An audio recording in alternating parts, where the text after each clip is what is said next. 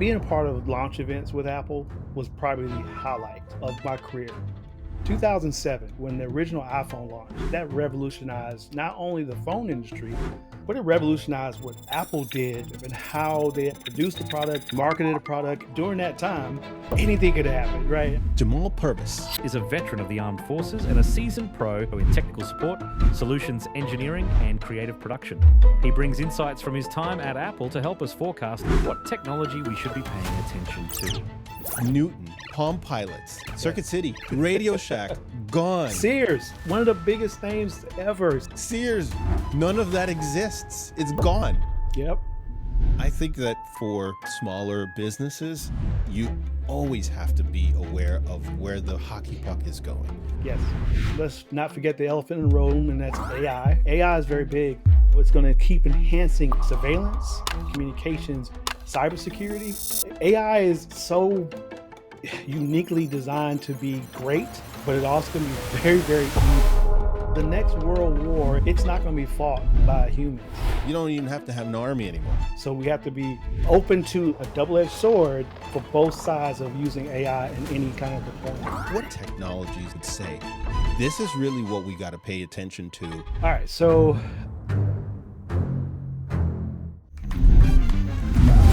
welcome to What the Tech, your gateway to business strategies and tech secrets shaping today's workplace. I want you to put your hands together and welcome Jamal Purvis. Thank you. What up, Jamal? So, how you doing? All right, I'm doing well. Where are you checking in from today? So I'm here in, I guess it's sunny today, Greenville, South Carolina, and I can call it home. I've been up here for over 20 plus years now. So wow, nice. Like it a lot. Carolinas. The Carolinas, baby, aka Dirty South. Well, that's Atlanta. You call Dirty South. It's further south. So Dirty South that's would Atlanta. be that would be ATL. Well, you're not that far from there. We're like the clean South here. You're the less clean. Dirty. You're like,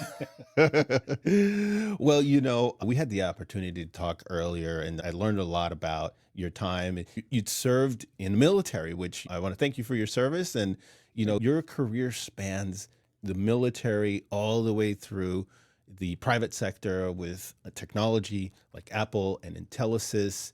And if somebody is listening right now to this podcast, how would you summarize your experiences so that people can understand what we're going to talk about today?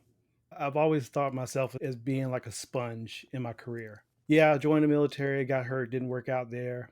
So basically when I got out, I just started working. And you start working, you start to take on bills, and then you just realize, okay, well, I'm not going to just leave these to mess up my credit. So I didn't go back into the Army once I got better. But, going from just general retail to going into the wireless side, working for Alltel before it became Verizon. I worked for Sprint here, helped open that market up here before it becomes T-Mobile. Also including Suncom, which is another brand that some people never knew. They became T-Mobile as well.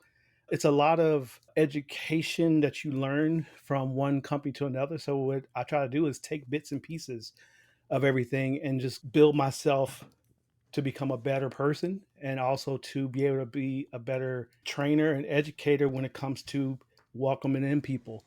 A lot of those companies that I mentioned already, they saw me as someone who they could bring a new person along and I can help coach and train them. That happened a few times on each one of those jobs. And then I moved into my second stage where I started working for Best Buy. I spent 7 years there, had some great years there. Company, once again, you mentioned change at the very beginning. That is a company full of change. It seemed like every other year it was constant change. And some of that change was good and some of it didn't work out well. And that's the reason why I left there and went to work for Apple. And I spent 5 years in Apple retail, but I did so many different roles in Apple retail that it was just a wonderful experience to work with talented, creative people, but then see some of the corporate lines in my first stint at Apple. And that was basically did the genius role, did the guest trainer in store, did a lot of mentorships and everything else there. And a lot of those people who I started with either still work for Apple in some capacity or they moved on. But when I see them, they all say the same thing. I miss the people that I work with. And that's a big thing. I think when you're working for a company, you build relationships, and those relationships can usually keep you at that company, or it can get you ready for the next step. And then that's where I took my next step and came over to ScanSource, which eventually I did move over to Intelisys. But during that time frame, I actually spent a second stint with Apple part-time as a solutions consultant, where I did help individuals, small businesses, to really grow themselves with the Apple ecosystem. Got a chance to really see some more of the corporate side of things and how things work there. It was a great experience. I can't complain too much up until the point COVID happened. And that's a different The story. world changed The after world COVID, changed, everything right? changed. Yeah. Everything changed. I think we were all, I would just speak for myself, on course to, these are the plans for the next couple of months and then maybe Yeah. next year. I remember March 2020, and about 2 weeks before, here in the US, everybody was being pulled to go home. Yeah. I was expecting a visit from a company that we worked with in China, a very large company, and they were going to send out a delegation over to our office. And I remember it just like yesterday. They said, you know what? We can't go right now because of this thing. And I said, okay, yeah, come see us in a couple months. Don't worry about it. Yeah. We'll reschedule. It took almost Couple 2 months. years. Well, a couple Yep. months, but they didn't come back out of Right. that and come visit us till almost 2 years later. Yeah. Which was, Yeah. talk about change. We're like, yeah, it'll be fine. I'm sure a couple months we'll get, and we didn't get back to that for 2 years. That's crazy. Yeah. You know what's funny is that year, right? So in January, my team at ScanSource, we took a team trip to CES for the first time. Mhm. And so we're there, we're going through everything, and you think back and you hear the coughing here and there. And it's just like, oh, okay, somebody's sick over there. So we just avoided them.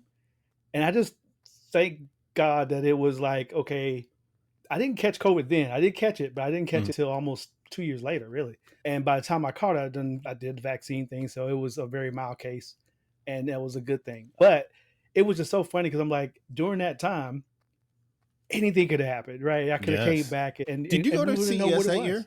Were you Yeah. at CES that year? I was there as Mhm. well. I remember cool. looking. I remember seeing article later, sometime in the summer. Somebody put together some kind of report, and it had all the different posts of people's tweets, and like, oh yeah, there's a lot of people coughing at the airport, and I don't know why.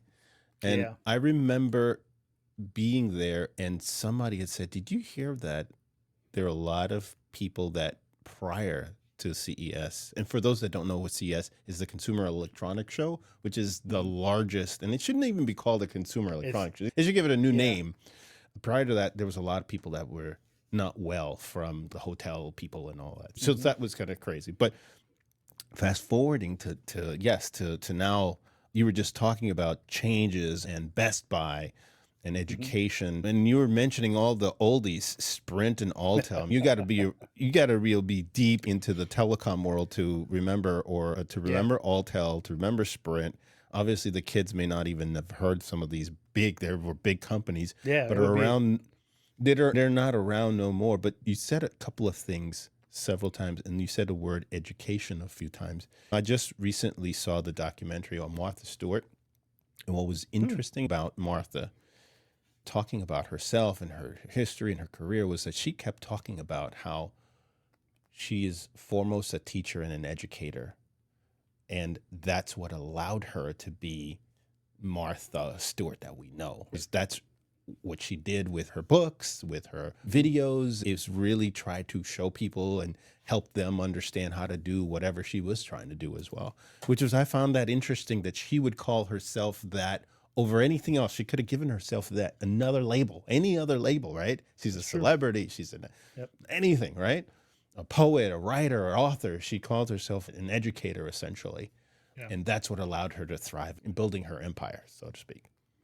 Yeah, and I can see her saying that just because of the way her show was, right? It was really a teaching show. It was really not, this is necessarily like, here's what I do, blah, blah, blah, blah. But it was, here's how I do it so you can learn how to do it too, right? Exactly. So it's Exactly. really, That's really what she just said. kind of diving into it. And that's kind of how I would approach me training people. It was like, this is how I do it, but you need to find the way that's comfortable for you. I could teach you all day long how I would sell to someone when I was in sales, or talking to someone about a specific solution that we're trying to put together for whatever topic it is or opportunity that might be for a particular partner, right?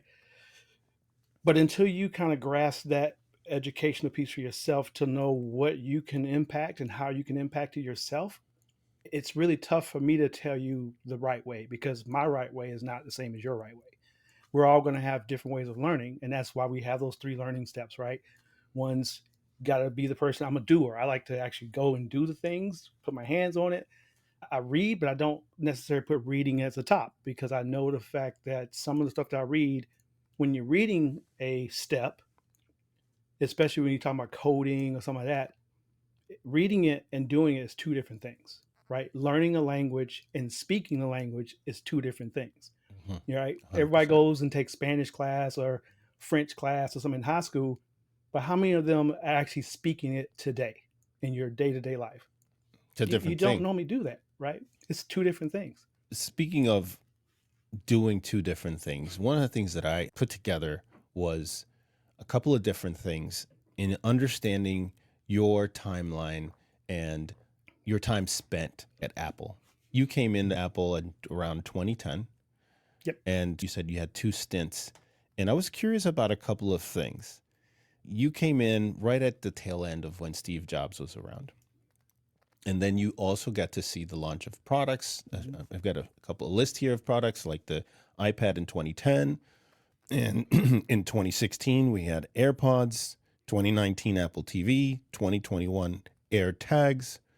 And I wouldn't say anything new really since 2021 in those AirTags. And if you look at those releases, they're about 3 years apart, almost all of them. And just about. And we're due. We are due for something new. And I don't know. What do you think about that? We haven't really seen anything new out of Apple. iPods were new. iPad was new. AirPods is new. Apple TV is new. AirTags is new. Nothing new yet. Watch. Oh, I'm sorry. That was 2014. Yep. I forgot to mention. So the 2014 was the smartwatch. In there. So the smartwatch. So nothing new. What are your thoughts on that? So, okay. So I got to tell you, being a part of launch events with Apple was probably the highlight of my career, right? Opening the store. That was probably the biggest chill that went down my spine on any day of my life working for a company, right? Wow. And to this day, I still remember it 100%, almost from open to close. And I worked 12 hours that day, and it was just nuts. So moving into a product cycle, as the products were being announced, the earlier days, you had that hype of people coming to a store, lining up outside, waiting to get their hands on things. And now lately, it's just order online, come pick it up at the store or whatever. Now, the cycle that you mentioned, Apple tried to kind of start that cycle again when they introduced the Apple Vision Pro, but it's such a very niche market that is designed. The goggles, right? Is that the goggles? Yeah, right. The Vision. Yeah, it's a great thing, but the problem I have with it is A, it was way too pricey, and B, it was one of those things where those who got it still had an ecosystem of applications inside that was still based loosely off of the iPad, right? Very similar iPad apps built in. So you had a decent amount of apps that were ready at launch, and some of them are really good and really take advantage of everything. And then some of them were like, it's so-so. Now, I've known a couple of my buddies and friends that have it, and they like it, but they typically say it's 2 things about it that they don't like. Is that one is it isolates you away from your friends and family members when you're in it. You're in that bubble, right? And if someone else doesn't have that same ecosystem to join you, it's really tough. Right? Watching a movie with your family, everybody's not going to afford $3,500 goggles to watch a movie. No, it's not for the average person, the average gamer. It's definitely, they're trying to make a statement with that price point. Yeah. And I see it dropping. If they want to get market share, right, they're going to have to do that. And I don't know about you, but it seems like Meta wants to own that space. Let's call it the wearables for the face, right? It could be a goggle, but now they have a Ray-Ban I want to get my hands on a pair of those just to see what it's Yeah, like because I've been hearing a I, lot of things I about it. played with them twice at Yeah. CES, What are your right? I thoughts on played that? with them before. They're cool, but they're not. So take it like this: all your video clips are 60 seconds. It's not like you continuously record for long periods of time. Now I Mhm. know there's a new version that's coming that's going to allow you to get a longer record time on it. But the problem is those batteries that are inside the actual rim itself, Yep. they're not going to last that long. So it's not going to have a long run time if you're doing Right. recordings on the sunglasses. Yeah. Interesting. But the overall feature set of it and the nice compactness of it is it's awesome. It looks good. And the Ray-Bans, they feel comfortable like normal Ray-Bans. And then there's the AR version of this, right? So we talked about the vision system, which is basically like an augmented reality and a virtual reality mix, where to now you've got the Ray-Bans are just more capture device. But then there are other companies that I saw at CES. It's probably 5 or 6 of them, and they all basically have the little AR feature screen inside the actual lens. I wish I had my glasses. I could just talk about it. But just imagine you looking through your sunglasses, and on one of your corners of your right eye, or maybe both eyes, there's a small little screen built into that lens, and it gives you that AR capability for augmented reality, so you can actually see things layered on top of reality as you're walking around. That part is still in production, right? It's still Hmm. basically being baked out. It's not ready yet. But being able to watch a video through your glasses, maybe you're doing turn by turn directions with your car and having that interface with your car. So instead of you looking through a head up display on your car, you got sunglasses and it's right in your sunglasses view. The good thing about that is during really high pitched sun days, the sun is glaring on so your head up display doesn't affect you because it's all in your sunglasses. So it's a great concept and it's great built out. I know BMW is working on this and a couple other car manufacturers are integrating elements of this, but I think it's like a side job, right? It's like I want to bring it out when it's really ready and not just throw it out there as a beta tester for people to go through. For those that are listening to this on the audio, you did not have the opportunity to watch Jamal's eyes light up as you were talking about product launches. And I wanted to make a note about that because you really lit up. You had this look on your face. And I wanted to circle back on that because during that time, when you had come into Apple again around 2010, they launched the iPad. Steve Jobs was still around. And from what you sounded, there's a transition. Obviously, more went online. Mm-hmm. 2014 is still early for online. It's not where Amazon's the dominant player every Right. segment, right? But talk about the influence of what Steve Jobs had on Apple, because you were there long after he was also gone and Yeah. a new leader took over. What was that like being in an organization? Obviously, we wouldn't have known today. We know a lot more than what was Yeah. happening in 2009, 2010, 2011. So tell me what that was like, because I saw you light up. Share with me what that was really like. You said, okay, it was an experience, but what made it an experience? Yeah. So there's the Apple, I'm trying to think of the right word, but it's like the Apple special sauce, right? That little Hmm. zing that they did. And they were known for it, right? 2007, when the original iPhone launched, that revolutionized not only the phone industry, but it revolutionized what Apple did from a launch perspective and Hmm. how they actually produced the product. They marketed the product and they went out and they got the right people to talk about it. They created such a buzz for the public to where everybody's standing in line, not a couple hours before the store opens, but 3 to 4 days before the store launches just to Hmm. get their hand on this device. And it was like that for the iPhones all the way up until the iPhone, maybe, I think it was maybe the 10 might have been the last time we actually had like a launch like that. But the iPad, when it came out, and Steve Jobs, once again, that was his last, I think that was his last official product announcement that he did on stage, if I remember correctly, because the MacBook Air and the iPad were very similar. I think one came before the other. I think it was the Air first, then the iPad. And when he took the iPad out of that envelope, because it was so thin, no one ever seen anything this small before. And it was awesome. And so myself and a couple of my other Genius teammates, we went to Cupertino for our training for 2 weeks. And so when we were out there in Cupertino, the iPad was basically launching. And so one of the guys with me, we went and he picked his up. We just went into the store and the iPad had already been out maybe a couple weeks. So the initial big buzz was dying down. So we were able to pick one up. And we were all just at awe of it when he had it for a while. And the funny Steve Jobs story, I was just going to tell this real quick. Go While for we're it. out there at training, right? And we're going through One Infinite Loop at the time, which was their old headquarters. And inside there's a place called Cafe Max. I'm probably telling some trade secrets. They may never rehire me again, but I understand. But it was pretty cool. So we're in there. We're going through this whole line. And Cafe Max is like a food court with very, very good food that was brought in. Apple basically hired a pizza guy from New York, and he shipped his whole pizza No oven and everything else to go way. into Cafe Max. Ooh. Then there was a Greek restaurant who had salads and everything else. There was another sandwich place. It was like 4 or 5 different little stations in there. And so we're standing in line, myself and one of the other guys we're in training with, and Steve Jobs walks by.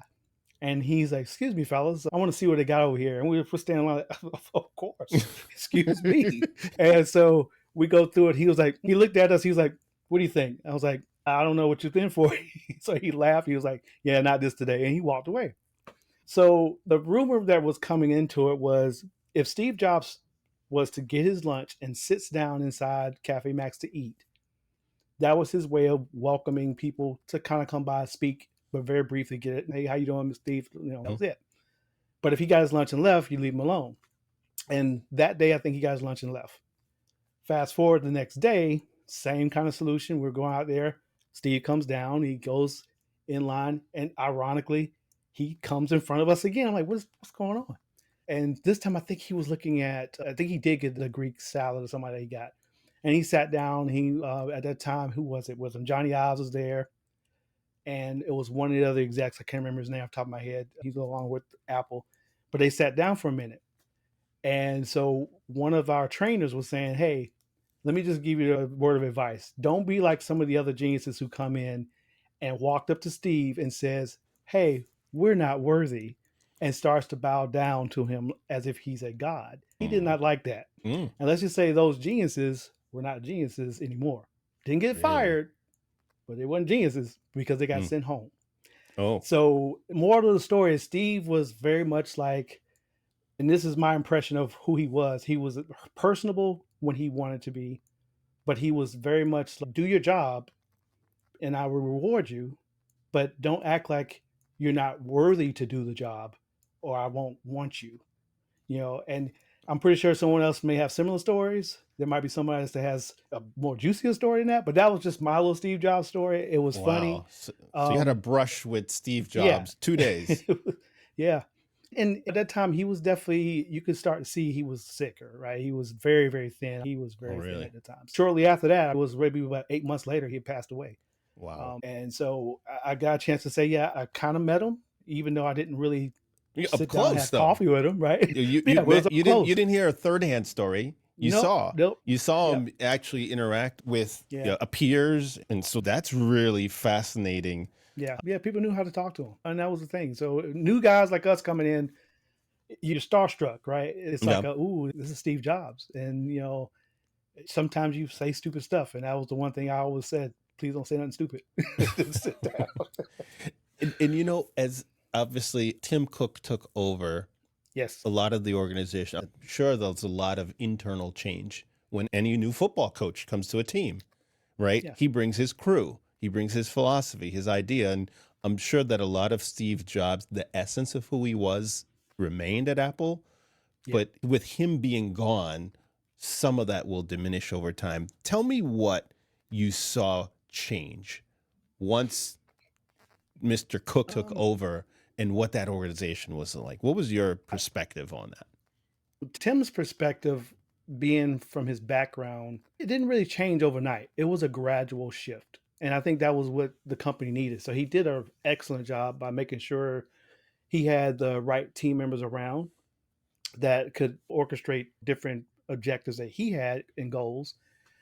But I would say the shift went from being more of that really upfront personal type of on hands where you had a lot more of that interaction in the stores and even online to now it's more of a, and I think COVID had a lot to do with this too. Don't get me wrong. I think COVID had a lot to do with this shift, but it's more or less of the extravagant launch parties and more of the let's make sure we give everyone a good user experience, but also increase the online presence to be a good way for people to buy our products and not feel like they're going to miss out. Because I think that was the biggest thing, right? You go stand in line for 4 or 5 hours, and then someone comes out of the store and they say, hey, look, we've only got 80 units in, which we never said that, but it was always like a, hey, what are you looking for type deal. And we would just pass the people through the line. But usually you can kind of say, hey, if they're asking for a specific model, unfortunately we don't have that one available, you can order it online and ship it to your house. That just reduced how many people stood in line and was disappointed when they got up to the front. I think the essence of having Tim Cook there to build that online presence and to really advance the store, whether it be on your phone with the Apple Store app or on your computer with the Apple Store, basically integration to the internet for everyone to get nationwide, worldwide, etc. That's where he really worked well. And then advancing the stores to the point where we wasn't launching stores just anywhere. They were strategically placing them and making them bigger in some areas and sometimes very much iconic, right? Fifth Avenue store in Manhattan, one of the most iconic Apple stores out there. Yes. Now there's like 6 or 7 of them across the world that are very similar, where they have either a cylinder box, glass box, or they took over an old opera house and redid it to where it's a landmark. People now say, where are you going to go? Well, I'm 5 blocks from the Apple store on whatever street. And Yep. then people know where that's at. The iconic nature of those stores is it's just amazing. I remember when that store in New York City was launched. It was like, what? Mm-hmm. They're putting it Yeah. where? You remember way back ago, there was a guy who ran for president from New York. He's like, the rent is too damn high. I don't know if you remember that guy. I'm trying to remember who that was. I don't even remember his name, but that was his one thing. The rent's too damn high. I would imagine that the rent on that place in that particular location had to be too damn high. Yeah, I think Apple eventually bought that entire block. Wow. Because the FAO Schwartz toy store that was right behind it, Apple purchased that building after they moved FAO Schwartz closer to NBC's area. I forgot what's that, Rockefeller Center area. So they purchased that building, temporary space, while they were remodeling the Fifth Avenue store. Wow. And so I think, now I'm not sure, I'm not the land guy, but if our memory serves correctly, I thought I heard someone saying that they own that entire block. Apple owns that entire, which makes a lot of sense. Other than some of the buildings already there, they own that area. Because renting it, you're right, it would be millions of dollars a month. Oh my God. Easily. It's a ridiculous amount. I mean, you're talking about some of the most expensive real estate on earth down absolutely. in that area of New York. And when you're talking about expenses, I want to ask you here while we still are chatting, one of the things I found super fascinating in researching a little bit about Tim Cook, we sell products online. And you mentioned the online space. It's not a very easy place to succeed. We've been around for 20 years, and I came across something, and I would love to get your take on this, where Tim Cook said something to the effect that he considered inventory fundamentally evil. Right? There is a two-edged sword when you're talking about inventory. You have a need, right? Especially if you're Apple, there are long times between the moment you have the idea, the birth of the idea, and then the product hitting the shelves, or in this case, hitting warehouses to ship out to customers. All along the way, you're not collecting any money until unit number 1 is in the hands of the customer. And all along the way, there's money being burned, essentially, until the unit number 1 is in my hand, is in my possession, right? I've got unit number 1 in my hands, and obviously now then there's some exchange of money being made. What are your thoughts on something like that? Because I know that from a small business perspective, a lot of businesses wrestle with this. What was that like, having somebody run the ship now that obviously Steve Jobs was focused more on the marketing side of things, and to Tim Cook shifting that, coming from the operations side and having that perspective where inventory is fundamentally evil? If you look at it from a small business, right?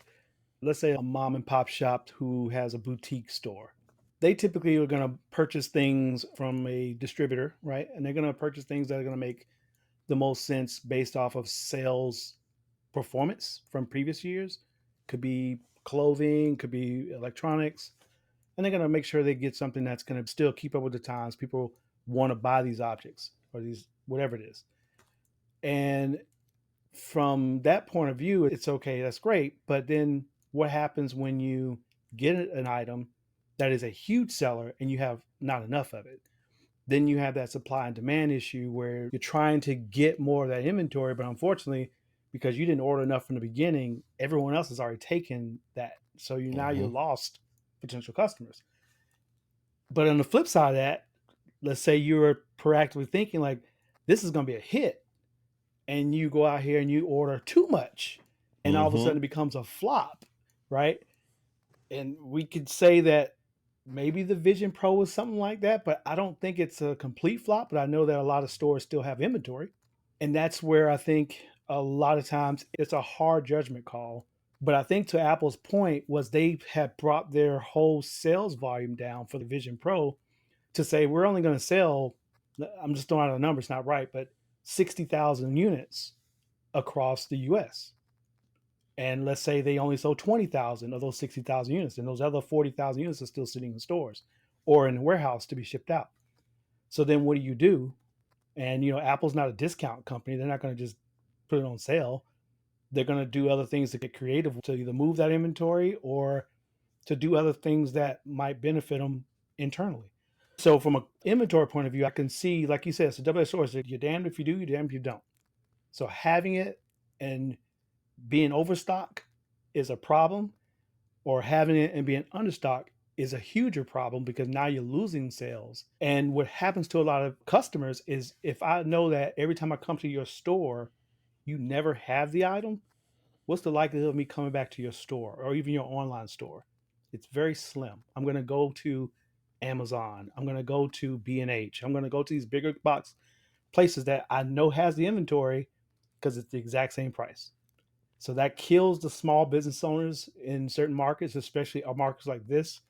And so it's a very thin rope that you have to walk to figure out what's the best practice for you to keep doing moving forward. Yeah, technology is a very unforgiving business. Whether It is. you are a retailer, whether you're innovating the technology, I think about all of the big players that are no longer the same. If we're talking about Apple, Qualcomm used to make cell phones. Oh, yes. They used Yes. to make I had one of those. Yep. BlackBerry was on the hip of anybody that worked in any corporate job. Period. End of story. Because that's all the IT managers would Yep. even entertain. We heard about that iPhone, but BYOD was a term that came out after the Apple launch. Then the CEOs of companies and executives and salespeople said, no, we want one of these, right? And then BYD came into play. Newton, Apple Trio, Palm Pilots. Yes. None of Yes. that exists. It's gone, right? And technology requires constant innovation. And if you're a retailer, also constant renovation. Because look, think of Best Buy Oh, and all the yes. retailers that are gone. Yes. Circuit City, gone. Gone. H.H. Gregg, gone, right? Service merchandise. Service merchandise, Radio Shack, gone. Sears. One of the biggest names ever. Sears, who just refused to change. Yes, refused to gone. change.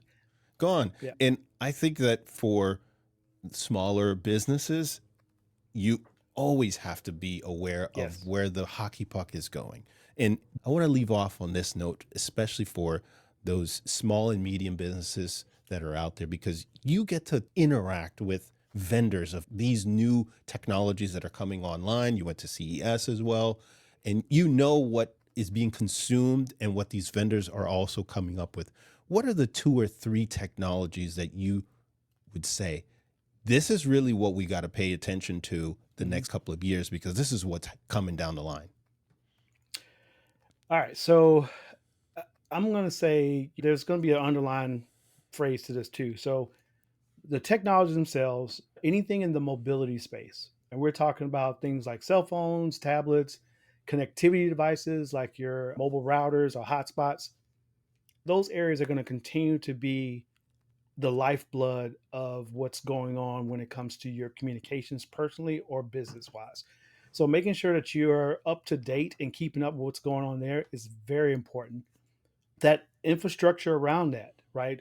Private cellular networks. If you're a larger company, let's say you have a network inside of your warehouse or your manufacturing plant, and you consistently have problems with latency or issues there, let's have some conversations about building a private network and how that could benefit you by offloading a lot of that extra data coming from those devices, or if you're enhancing your work environment with things like robotics or other IoT devices that need to have its own dedicated connection, and you want to reduce that off of your main Wi-Fi network, let's have conversations there, because I think that's going to be a big one. Other things, of course, let's not forget the elephant in the room, and that's AI, right? We know that AI is constantly being evolved and changed. Just look what happened in the markets. We had DeepSeek come out and just crush NVIDIA's Amazing. dreams. And it's just, okay, we could do what you put $100 million in, we could do it for $5 million. Who do you think is going to be backed by small businesses? It's going to be the DeepSeek seeking out those small businesses that need to have an AI type of collaboration or integration into their systems.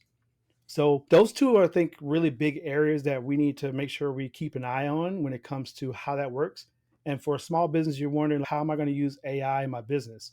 AI could be used for things like marketing campaigns, right? Really, how do you come up with your ideas on how to make your sales be more efficient? Are you posting things online? Are you putting them in the right places? Are you saying the right phrases? Yeah, I dabble with YouTube, and it's like, is my thumbnail viral enough? Will it get Hmm. me clicks? And that's something that you have to think about, and AI can help with that. Just look at some of the programs out there now and just type in a couple words. It'll give you a ton of different options, something that your creative mind thinking may not do for a long period of time. So Hmm. AI is very big. And then let me tell you about AI, how it's going to keep enhancing everything I just mentioned with mobility and surveillance and cybersecurity. Those things are going to be increasingly added to where we're talking about communications being able to be smarter. Just think about you driving down the road, and you put in on your phone in the navigation for your car, and you're driving from here to Chicago, and your car is smart, but maybe it's a little bit dumb because it doesn't know how to calculate things like best places for you to eat on your route. Here's where you need to charge, but also not only here's your charging range that you're going to get, but here's the charging speeds you can expect. And let me warm your battery up if you have an EV. If you're Mm. driving a gas car, here's where you get the best premium gas prices on your way going, versus you having to figure out which truck stop to stop at, or if you don't stop at a truck stop. So AI is so uniquely designed to be great, but it also can be very, very evil. So we have to be open to understanding this, once again, a double-edged sword for both sides of using AI in any kind of deployment. You know, Um, it's a new world. I was thinking about one other thing, that another hardware piece, and that's wearables, right? We talked about the glasses earlier. We briefly talked about the watch. There is the rings that are coming, but I think this is all the beginnings of something very, very cool, where I would love to see this happen, because they actually displayed a few of these at CES this year.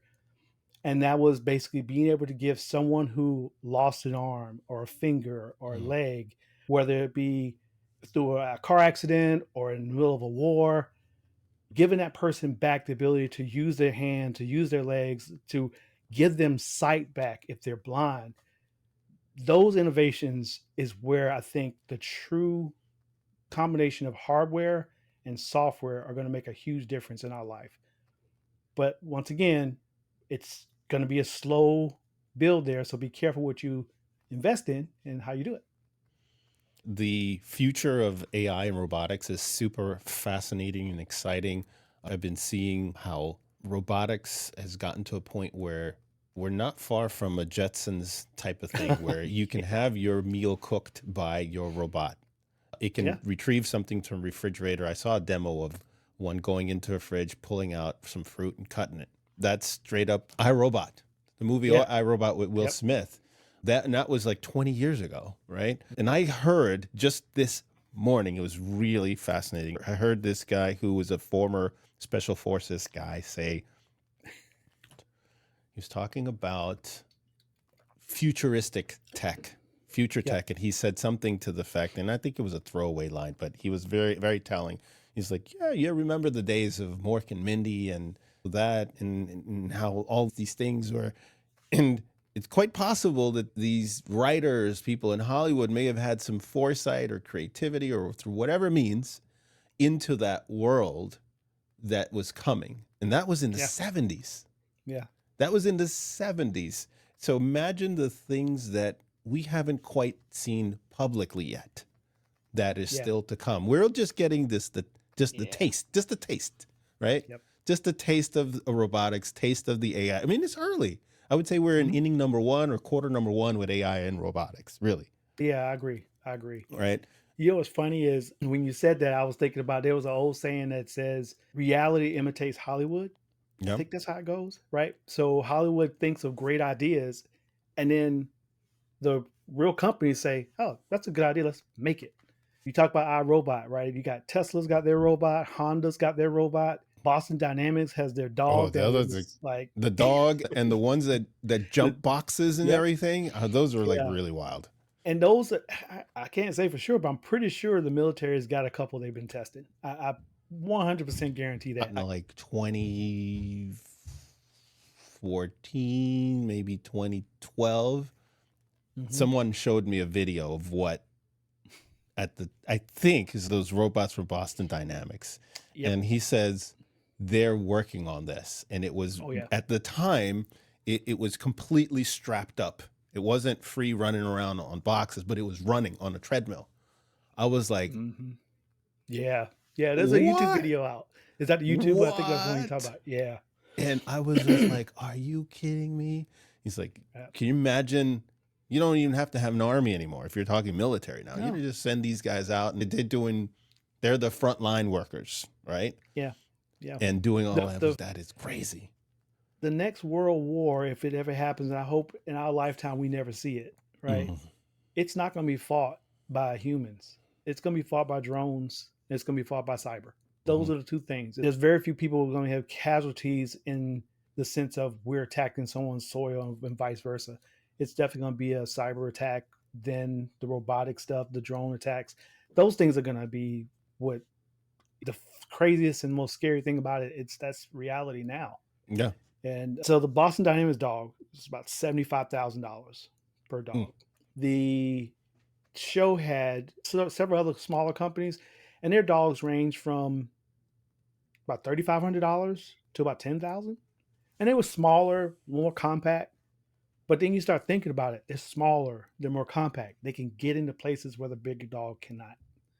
They can do other things that these other guys can't. And they have similar camera systems and sensors on it, so they can walk up to you and they can sit down and they can put on their hind legs and play with you as a kid. It's cool. It's a cool thing. But then you start thinking about it's like, where's this going? Because eventually that dog that's $3,500, it's gonna be on a toy store shelf one day for $1,900, and somebody's going, oh, let me get this for my kid. Yes. And it's just gonna have a nice, playful look. And that was a big part of the show, was a lot of the animatronics and home-based robotic toys. That's where it's going. And like I said, so you got to embrace it. Don't be afraid of it. Embrace it, but then also understand how to use it properly. That's the big thing. 100%. 100%. That's a really good way to close up today, because I think there's so many tools in the toolbox, but if you don't know how to use it, you can't use it effectively. It becomes something that stays inside the toolbox, collecting dust. So, Jamal, I want to appreciate you for coming on today. You've really dropped a lot of knowledge.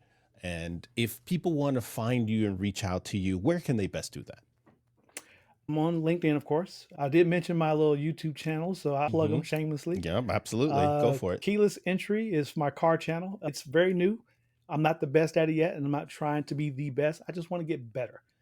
That's one. And of course, I have a tech and travel channel where basically I explore tech in different areas, and then travel, right? As far as different places where we go, myself, my wife, and if I'm on a business trip and it's someplace that's unique, I like to talk about it as well. Wow, wonderful. So tech and I've seen that. travel and keyless entry are the two channels there. I like your tech and travel channel, but because I love travel, so I'm a little partial to the travel side. So I really love that, and combining both is just an amazing thing. So thank you very much, Jamal. I appreciate that. Thank you. If you've enjoyed this, I want to invite you to go ahead and subscribe and like, because every time you do that, the algorithms go crazy on the tech side and show this episode to more people. And that's what we want to do. We want to bring this message to more people. So help us do that by hitting that subscribe and like button. And Jamal was a little bit coy about the vulnerabilities, but his colleague, James Morrison, was not. Yes. Because he is a former FBI cyber crimes task force person, and he revealed some of the new vulnerabilities and attack vectors. And if you don't know what that means, the new ways to attack people as well as businesses in a very easy and cheap way.